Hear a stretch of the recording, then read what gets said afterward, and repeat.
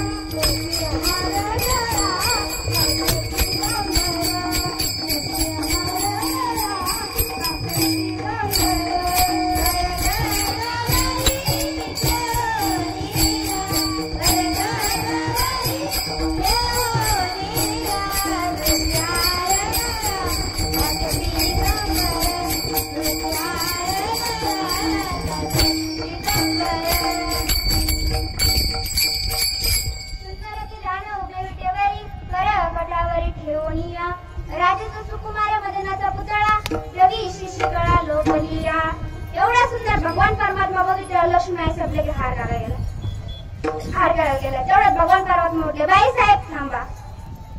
लक्ष्मी माता म्हटलं बाई साहेब थांबा. भगवान परमात्मा म्हटले मी जरी तुम्हाला पसंत असलो तरी तुम्ही माझ्या पसंतीचा काही विचार केला की नाही याला वैराग्य म्हणतात. लक्ष्मी सारखी स्त्री समोर उभी असावी आणि अंतःकरणात जराही ढवळाढवळ नसावी याला वैराग्य म्हणतात. विचार सागरामध्ये सुंदर व्याख्या आलेली आहे की वैराग्य कशाला म्हणतात. इहलोकापासून परलोकापर्यंत अनुकूल असलेल्या भोगाच्या त्यागाच्या इच्छेत वैराग्य असे म्हणतात. मग सर्वस्वी करुणी सेवा अभिमान सांगती पांडवा ते पाय धुवायच्या देवा पात्र जारी. भगवान परमात्मा लक्ष्मीचा हार घालू गेला नाही कारण भगवान त्याला लक्ष्मीचा अहंकार होता. कारण ते एवढ्या लोकांचा अपमान करून आल्या की एवढ्या लोकांचा अपमान करून आल्या की कोण इंद्र कोण चंद्र कोण महेंद्र हे सर्वसामान्य आहे का तर नाही. कारण ते एवढी तपश्चर्या करून या पदवीला पोहोचले आणि ते यांचा अपमान करून आल्या. म्हणून तेवढ्यात लक्ष्मी असे म्हटले प्रभू पत्नी म्हणून स्वीकार नका करू मग दासी म्हणून तरी स्वीकार करा ना. मग लक्ष्मीच्या हाती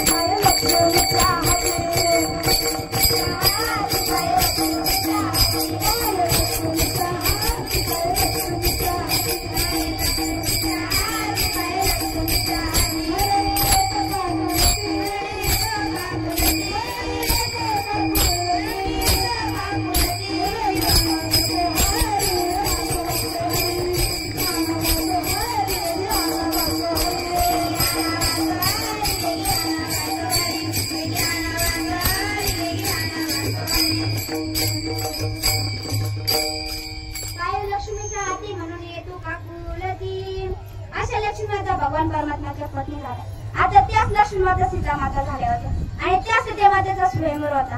अनेक देशांचे राजे आले होते. मोठा लग्न मंडप होता. सर्वजण खुर्च्या टाकून बसले होते. सर्वजण सीतेची स्तुती करत होते. पण तेवढ्यात ज्या शिवधनुष्याला दोर लावायचा होता तो शिवधनुष्य 900 रेड्याने ओढत आणला होता. ते शिवधनुष्याला काही जणांचे डोळेच पांढरे केले. काही जण घाबरले. काही जण म्हटले आम्ही फक्त स्वयंवरच बघायला आलो होतो. तेवढ्यात रावण आला. रावण म्हटला काय आहे लोक म्हटले शिवधनुष्याला दोर लावायचा. मग रावण म्हटलं मी लावतो की शिवधनुष्याला दोर. जनक राजा म्हटले तुम्ही शिवधनुष्याला दोर लावा सीता तुम्हाला माळ घाली. मग रावण धनुष्याजवळ गेला. धनुष्य वर उचलला. धनुष्याचा तोल न जापल्यामुळे धक्कन अंगावर काढला व रक्ताच्या पुण्या उकळू लागला. तो दुसऱ्याने तो शिवधनुष्य उचलला आणि जनक राजा समोर आले आणि जनक राजा म्हटले कोणी क्षत्रिय नाही का. त्यावेळेस विश्वामित्राने प्रभू रामचंद्राकडे बघितले. प्रभू रामचंद्र धनुष्याजवळ गेले. धनुष्याला नमस्कार केला. धनुष्य वर उचलला. खालून दोर घेऊन वर दोर लावला. तेच शिवधनुष्य कडकन मध्यभागीच मोडलं. मध्यभागीच का मोडलं. खाली नाही मोडलं. वर नाही मोडलं. मध्यभागीच का मोडलं. तर याच्या पाठीमागे 2-3 गाणे आहे ते तुम्हाला सांगते नीट लक्ष देऊन ऐका. कारण क्रमांक 1 भगवान त्याचे 3 अवतार होऊन गेले. त्यांनी त्या अवतारामध्ये खूप राक्षसांचा संहार केला. पहिला परशुराम दुसरा राम आणि तिसरा कृष्ण. परशुरामाला भार्गव म्हणतात. रामाला राघव म्हणतात आणि कृष्णाला माधव म्हणतात. भार्गवचा आणि माधवचा मधला राघव होता. भगवान परमात्माने म्हणून मध्यभागी धनुष्य मोडला. कारण क्रमांक 2, भगवान परमात्माने भरसभेमध्ये धनुष्य मोडला म्हणून भगवंताने मध्यभागी धनुष्य मोडला. कारण क्रमांक 3, भगवंताचे 3 लोक आहे. पहिला स्वर्ग लोक, दुसरा मृत्यू लोक आणि तिसरा पाताळ लोक. स्वर्गाच्या आणि पाताळाचा मधला मृत्यू लोक आहे. भगवंताने मृत्यू लोकात धनुष्य मोडला म्हणून भगवंताने मध्यभागी धनुष्य मोडला. कारण क्रमांक 4, आपल्या 3 अवस्था आहे. पहिली बाल्य, दुसरी तारुण्य आणि तिसरी वृद्ध. आपल्याला जो अहंकार होता तो मधल्या अवस्थेत म्हणजे तारुण्य अवस्थेत होतो. तो अहंकार तोडवायचा, तो अहंकार तोडवायचं प्रतीक म्हणून भगवंताने मध्यभागी धनुष्य मोडला. पुढे काय कथा आलेली तुम्हाला माहितीच आहे ना? नाही ना? मग मी एवढी कथा कशासाठी सांगितली की रामाला सीता साध्य करण्यासाठी एवढा उपद्व्याप करावा लागला. जसं आपल्या जीवनात जिंदगीत सुख साध्य आहे, मग सुख साध्य आहे, मग सुख साध्य करायचं असेल तर साधन बिनचूक पाहिजे. साधन जर चुकीचं असेल तरी साध्य प्राप्त होणार नाही, आणि साधन जरी अपूर्ण राहिलं असेल तरी साध्य प्राप्त होणार नाही. आपलं नेमकं तेच झालंय. आपलं साधन चुकीचं आहे.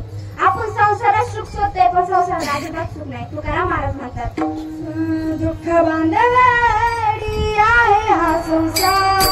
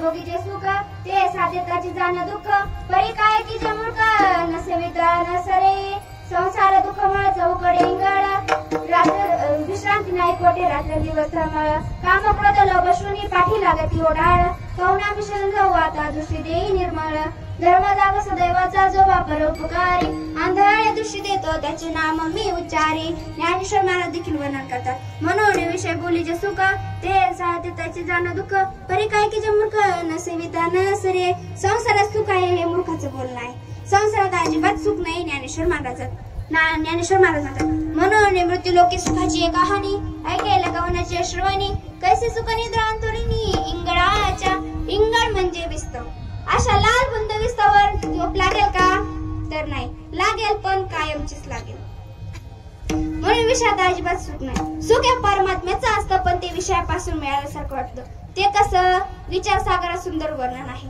विषय उपभोग काली आपली अंतःकरण वृत्ती चंचल होते विषय प्राप्त झाला की स्थिर होते ते कसं अंतःकरण वृत्तीची स्थिरता आत्मानंदाचं भान ह्या 2-3 गोष्टी जर एकत्र आल्या तर परमात्म्याचं सुख असतं पण ते विषयापासून मिळाल्यासारखं वाटतं म्हणून विषयात अजिबात सुख नाही मग लोक म्हटले तुकाराम महाराज तुम्हीच आम्हाला सुखाचा पत्ता सांगा ना मग तुला तो एक देवा करून घ्या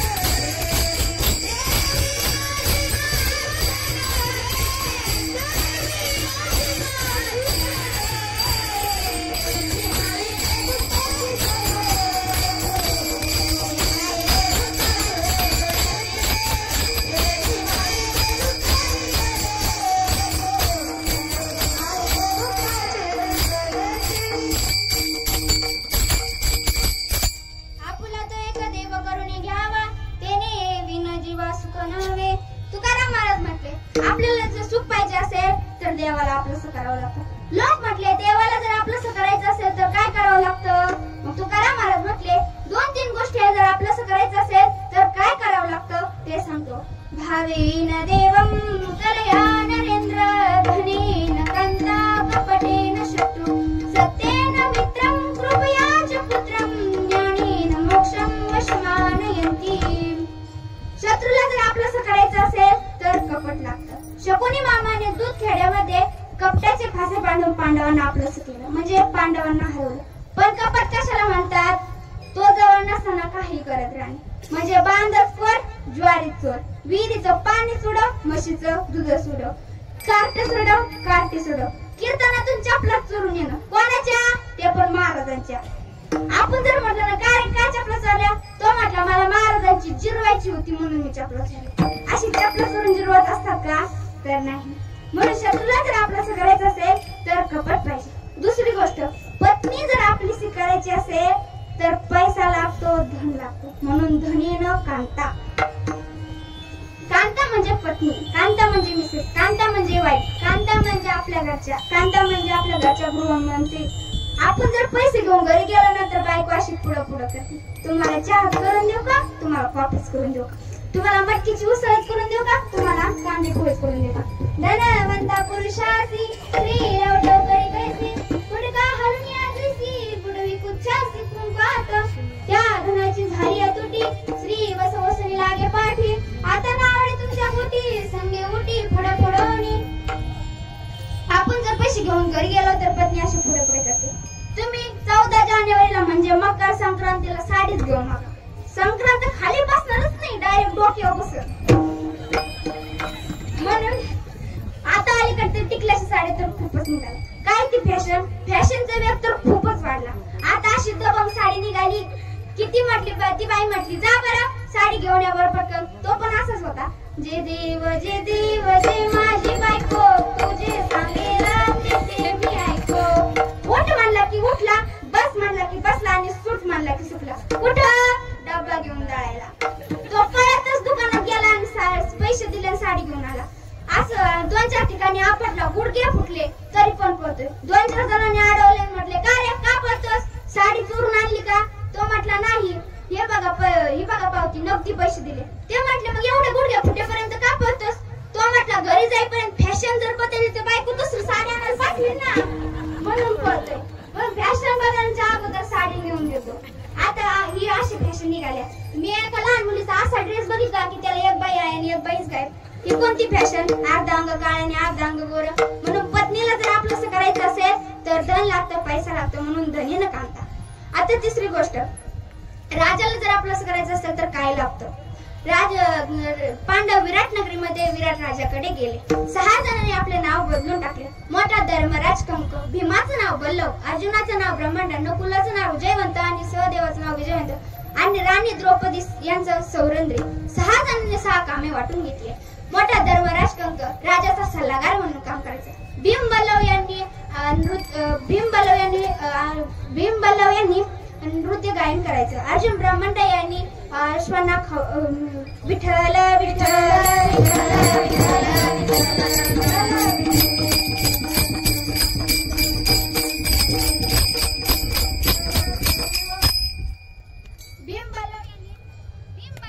आचार्य म्हणून काम करायचं. अर्जुन ब्रह्मांड यांनी नृत्य गायन करायचं. नकुल जयवंत यांनी अश्व परीक्षा करायची. सहदेव विजयवंत यांनी अश्वांना खाऊ-पिऊ घालायचं आणि राणी द्रौपदी सौरंद्री यांनी त्या राज्यातल्या राणीची वेणीफणी करायची. 6 जणांनी 6 कामे वाटून घेतली.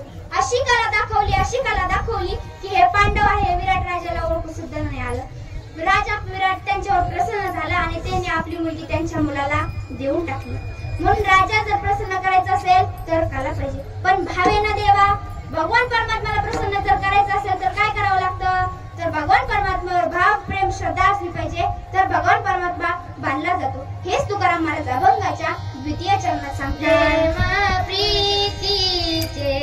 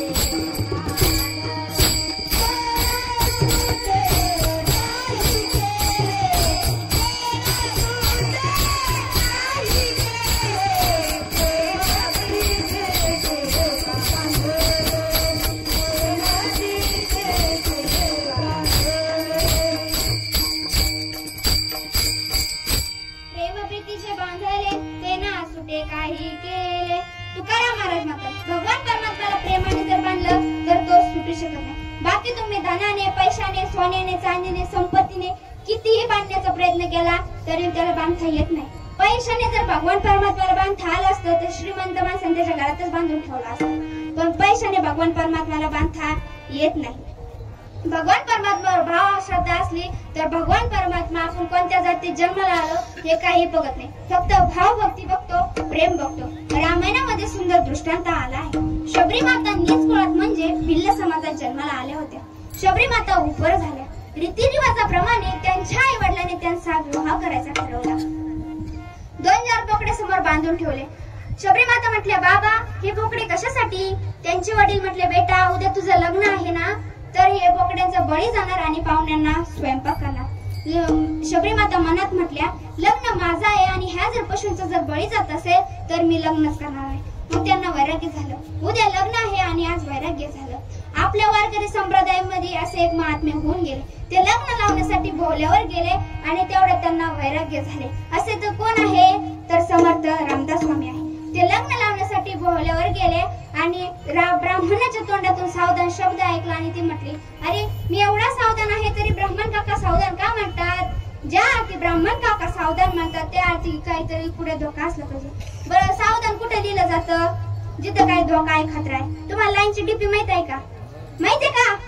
अरे बोला ना, झोपलं काय?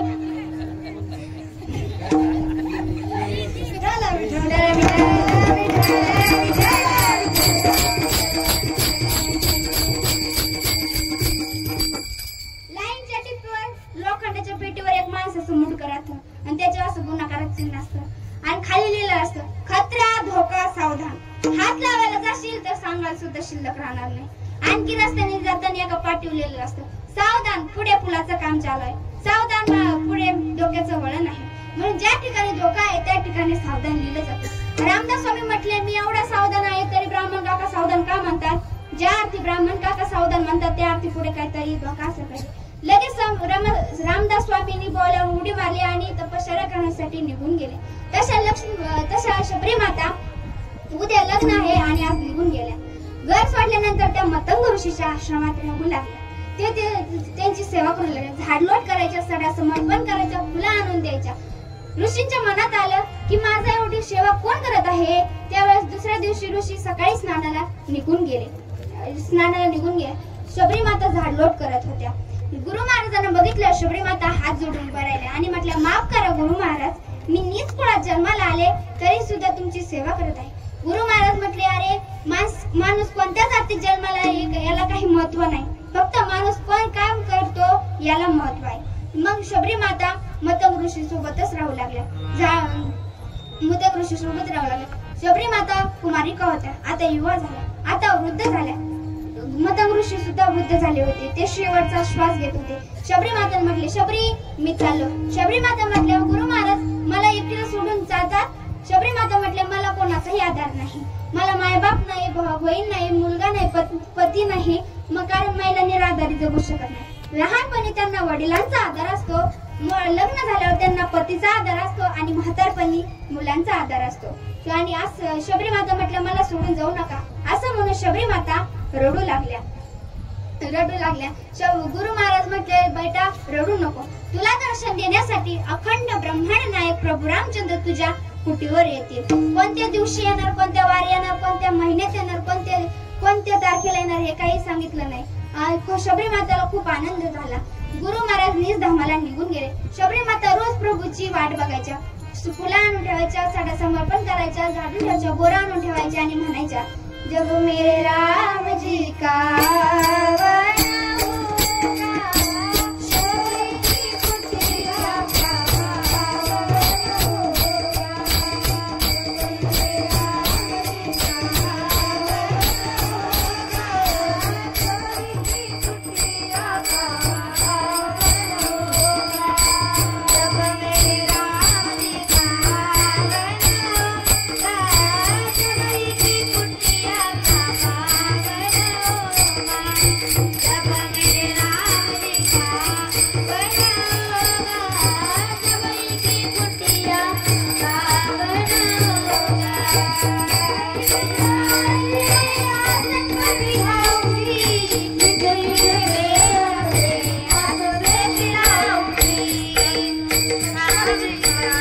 Shalom.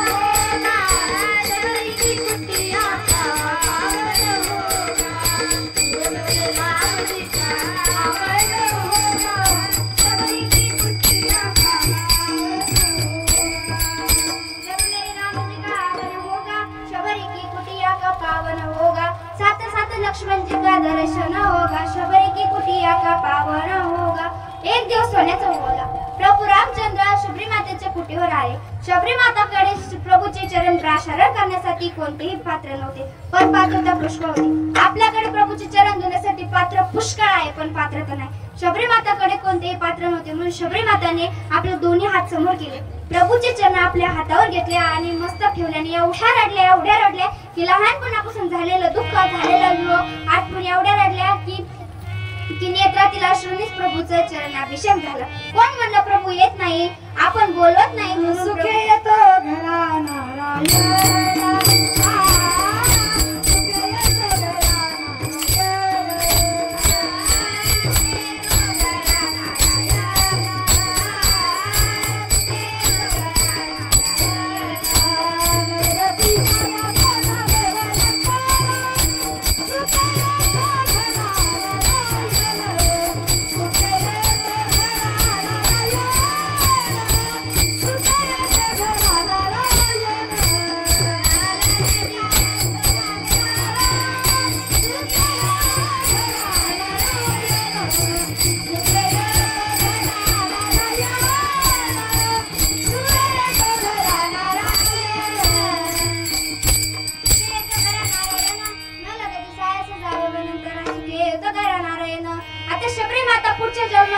काय होते ते तुम्हाला सांगते। शबरी माता मागच्या जन्मात एका राजाच्या पत्नी होत्या। तो राजा 4 धाम तीर्थयात्रेला निघाला। तेवढ्याच राणीने हट्ट धरला, मी पण येणार। शबरी माताने हट्ट धरला, मी पण येणार। मग त्या राजाने पालखी बोलवली, शबरी माताला पालखीत बसवलं, सर्व पडदे लावून घेतले। राजाने 4 धाम 12 ज्योतिर्लिंग केल्यापासून बाहेर काढलं नाही। राणीने लगेच पालखीतून उडी मारली, गंगामाईच्या पात्रात गेली आणि म्हटली, हे गंगामाईया, मीच कुणा जन्माला आले तरी चालेल, पण भगवान परमात्म्याचं दर्शन आणि संतांची सेवा जीवनात एकदा तरी घडलीच पाहिजे। भगवान परमात्मा सुद्धा गीतेमध्ये सांगतात की आपण जशी इच्छा केली तसा पुढचा जन्म भेटतो। आनंद कालाचे मामेव स्मरण मुक्तो कलेवरम यप्रयती समद्भाव नास्त्यत्र न संशय। आपण आपले अंतकाळी जी इच्छा केली तशी पुढचा जन्म भेटतो। ते राणी म्हटली होती, मी नीच कोणा जन्माला आले तरी चालेल, पण मग भिल्ल समाजात जन्माला आल्या। मग त्या म्हटल्या होत्या, संतांची सेवा आणि भगवान परमात्मा दर्शन जीवनात एकदा घडलं पाहिजे। मग मतंग ऋषीची सेवा आणि अखंड ब्रह्मण नायक प्रभू रामचंद्राचं दर्शन झालं। जनाबाई महाराजांनी सुद्धा भगवान परमात्म्याला बांधून ठेवलं। हे सुद्धा पंढरीचा